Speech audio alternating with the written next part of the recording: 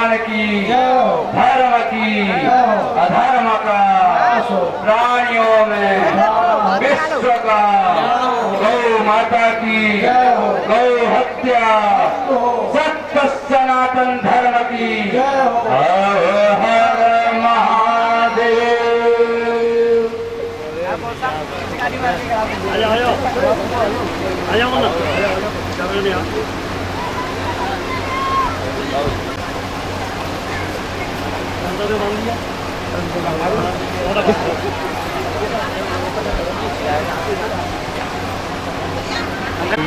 शीतं भरतं भर्तारं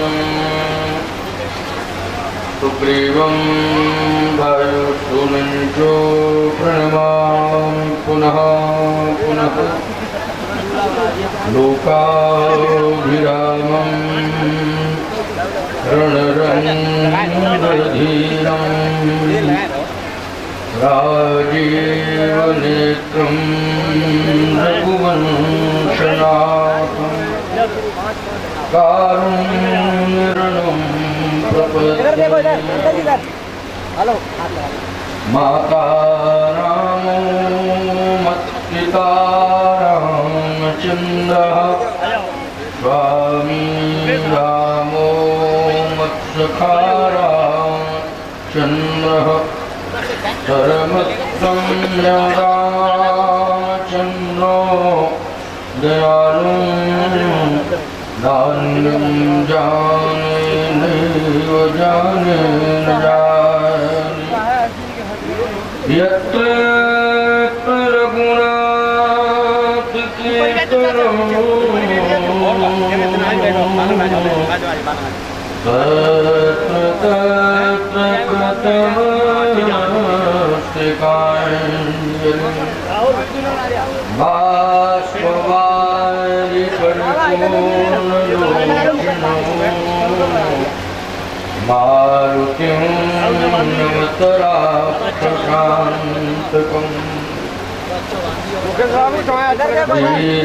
सीतानाथ समारम्भाम् रामानन्दा वन्दे श्रीगुरुपरम्परा घोषं दीनहितं शमानरघुवीर अश्वविचार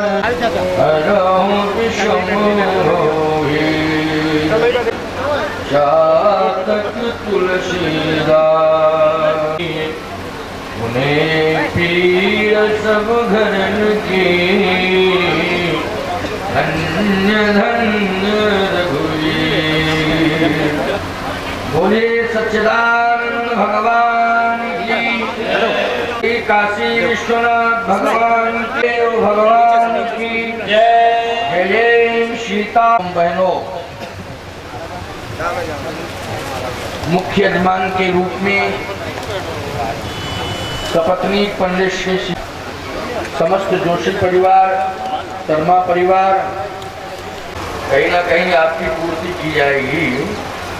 ऐसा क्यों सोच रहे हो? समुदाय का वर्धन होना चाहिए और एक महामहोत्सव है जोशी परिवार का, उसमें आप सब लाभान्वित हो रहे हैं राम कथा से। देखना अंकल जी, देखो भाई, इसको संभालो। अंकल जी थोड़ा इधर देख लेना है।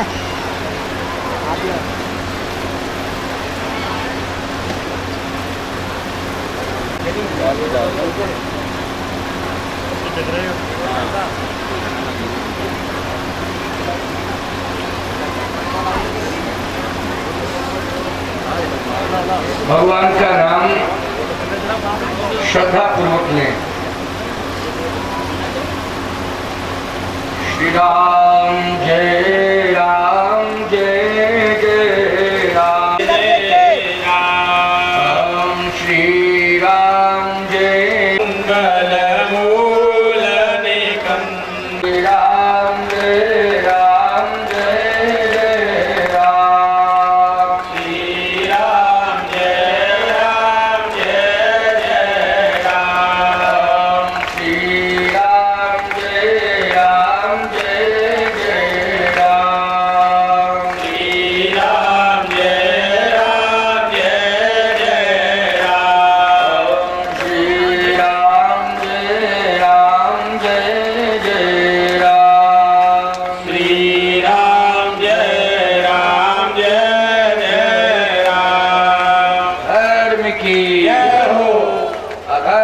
का नाश हो, प्राणियों में सद्भावना हो, विश्व का कल्याण हो, गौ माता की जय हो, गौ हत्या बंद हो। हर हर महादेव। भंडारा तो रोज ही चल रहा है, परंतु विशाल भंडारा इधर देख लो भैया, तुम भी अंकल जी। कल संपन्न होगा। 1 मिनट रुको, ये तू लइए, ये भी आ जा इधर। श्री रामचरितमानस सीधा कर लो, तुम भी सीधा कर लो, आता हूँ मैं। का राज्याभिषेक और इस राज महोत्सव में जटायु जी को हरिपुर गए परम बड़भागी हैं, भगवान का धाम मिला। कर्म के बल पर इसकी व्याख्या श्रवण किए थे। कांड में जो मूल पात्र हैं श्री हनुमान जी, जिन्होंने तुम उपकार सुग्रीव ही कीना और राम मिलाए राजपद। ये हनुमान जी ने उपकार किया, राम जी भी मिल गए, राज्य भी मिल गया। आप जानते हैं वही हनुमान जी सुंदर कांड में, चिंता मत करना, कोई दिक्कत की बात नहीं। हनुमान जी की जब थोड़ी कथा होगी तो हनुमान जी का प्रवेश तो होगा ही भाई, है नहीं, पवन का प्रवेश होगा, इसलिए चिंता की कोई बात नहीं है। और बिल्कुल शांति से बैठे रहिए, कहीं कोई दिक्कत नहीं है। ये तो हनुमान जी का नाम लिया तो एकदम हनुमान जी के पिताजी प्रवेश कर गए। हाथ लगवा लो, हाथ। हनुमान जी का जैसे ही नाम आया तो हनुमान जी के पिताजी, क्योंकि स्वयं में पवन है, उनका वेग ही इतना है। सुंदर हो गया, क्योंकि जहाँ सुंदर सीता, सुंदर राम और सुंदर संत हनुमंत, इसलिए सब सुंदर ही सुंदर हो गया। आज सुंदर कांड का यह स्वरूप। चलिए लंका कांड देखो, समझ रहे हो कि नहीं? हम हवाई सर्वेक्षण में ले जा रहे हैं आप, क्योंकि आज हमको अयोध्या पहुंचना है। अयोध्या पहुंचना है तो हम रोड के माध्यम से नहीं जाएंगे, प्लेन के माध्यम से जाएंगे, ठीक है ना? क्योंकि रोड से तो पहुंच नहीं पाएंगे, क्यों भाई? बाई रोड पहुंच पाएंगे क्या?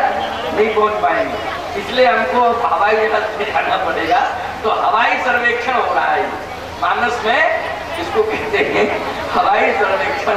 तो चलिए सुंदर, यह सुंदर कांड महिमा, तो सुंदर कांड कभी स्पेशल सुंदर कांड सुनाएंगे तो उसमें तो सुंदर कांड पर ही चर्चा होगी। भगवान जब चाहेंगे तो जो होगा। अब हम लोग लंका कांड में प्रवेश करते हैं। लंका कांड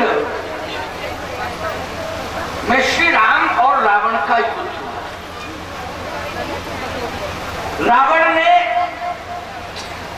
सोने के रथ पर बैठ करके युद्ध किया श्री राम जी से। भगवान राम ने धर्म रथ पर बैठ करके युद्ध किया।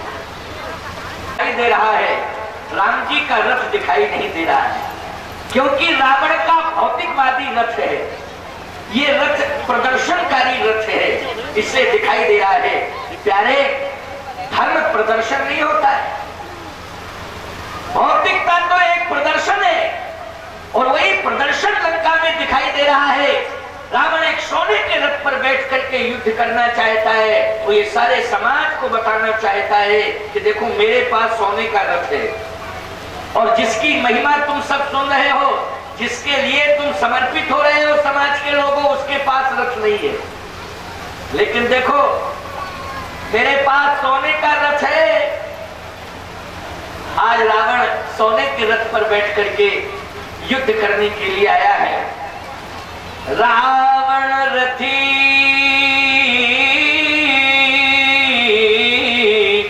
बिरथ रघुबीरा, देख विभीषण भयउ अधीरा। रावण रथी बिरथ रघुवीरा, देख विभीषण भयो अधीरा।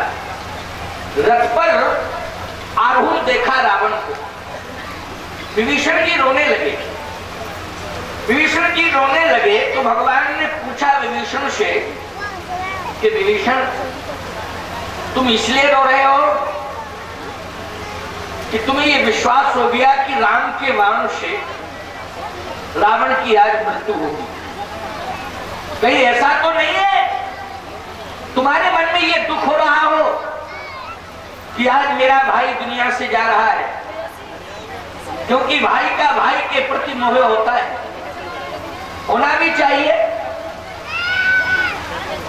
परंतु ऐसा तो नहीं है कि तुम अपने आप में भाई के प्रति समर्पित होना चाहते हो, भाई के लिए प्राणदान मांगना चाहते हो।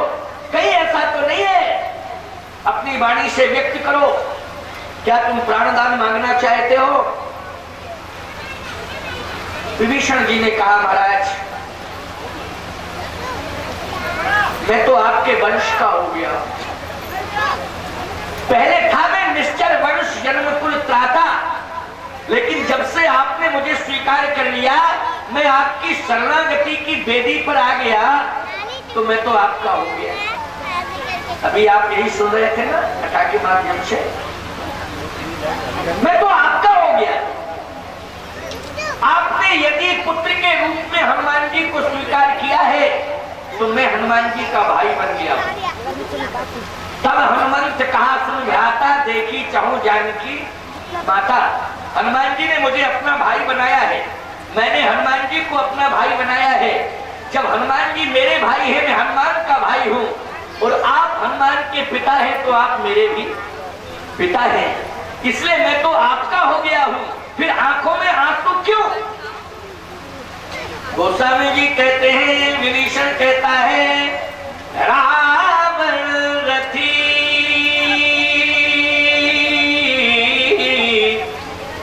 विरथ रघुवीरा। आपके पास रथ नहीं है, आज ये अपने वैभव का प्रदर्शन करने के लिए आया है, इसे ये भी शर्म नहीं आती है कि मैं आज मारा जाऊंगा। मरते मरते वैभव का प्रदर्शन क्यों भाई? मरते मरते वैभव का प्रदर्शन याद रखना, मरते समय मुट्ठी बनती नहीं है, मुट्ठी खुल जाती है। मतलब हाथ में जो रहता है अंत समय वो भी नहीं रहता है। जिंदगी भर मुट्ठी बांधे रहते हो, पैदा हुए तो मुट्ठी बंधी और मुट्ठी फिर बंधी रही तुम्हारी, है नहीं, लेकिन अंत समय इस मुट्ठी ने तुम्हारा साथ नहीं दिया, ये खुल गई। तो भाई आज ये कैसा प्रदर्शन, आपके पास रथ नहीं है, इसके पास रथ है। बिना रथ के युद्ध कैसे होगा? भगवान ने कहा तो क्या करें, रथ नहीं है तो रथ कहां से लाएं?